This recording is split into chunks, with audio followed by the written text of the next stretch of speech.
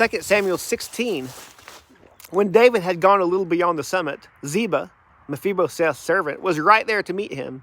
He had a pair of saddle donkeys loaded with 200 loaves of bread, 100 clusters of raisins, 100 bunches of summer fruit, and a clay jar of wine. The king said to Ziba, "Why do you have these?" Ziba answered, "The donkeys are for the king's household to ride. The bread and summer fruit are for the young men to eat, and the wine is for those to drink who become exhausted in the wilderness." "Where is your master's grandson?" the king said. "Why, he's staying in Jerusalem," Ziba replied to the king, "for he said today, 'The house of Israel will restore my grandfather's kingdom to me.'" The king said to Ziba, "All that belongs to Mephibosheth is now yours." "I'll bow before you," Ziba said. "May I find favor with you, my lord, the king." When King David got to Bahurim, a man belonging to the family of the house of Saul was just coming out. His name was Shimei, son of Gera.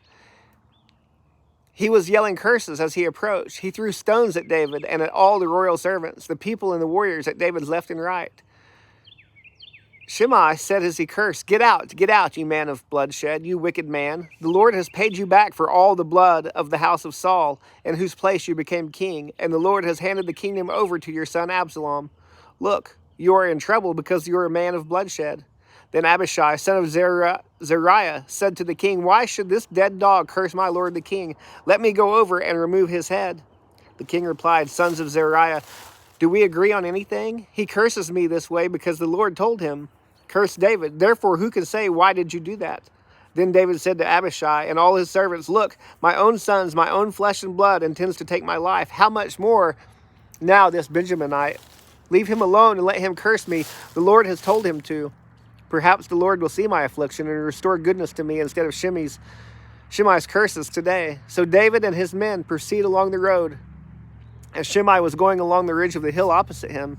As Shimei went, he cursed David, threw stones at him, and kicked up dust. Finally, the king and all the people with him arrived exhausted, so they rested there. Now Absalom and all of the Israelites came to Jerusalem. Ahithophel was also with him. When David's friend Hushai, the Archite, came to Absalom, Hushai said to Absalom, "Long live the king, long live the king." "Is this your loyalty to your friend?" Absalom asked Hushai. "Why didn't you go with your friend?" "Not at all," Hushai answered. "Absalom, I am on the side of the one that the Lord, this people, and all the men of Israel have chosen. I will stay with him. Furthermore, whom will I serve if not his son? As I served in your father's presence, I will also serve in yours." Then Absalom said to Ahithophel, "Give me your advice. What should we do?" Ahithophel replied to Absalom, "Sleep with your father's concubines, whom he left to take care of the palace. When all Israel hears that you have become repulsive to your father, everyone with you will be encouraged." So they pitched a tent for Absalom on the roof, and he slept with his father's concubines in the sight of all Israel. Now the advice Ahithophel gave in those days was like someone asking about a word from God. Such was the regard that both David and Absalom had for Ahithophel's advice.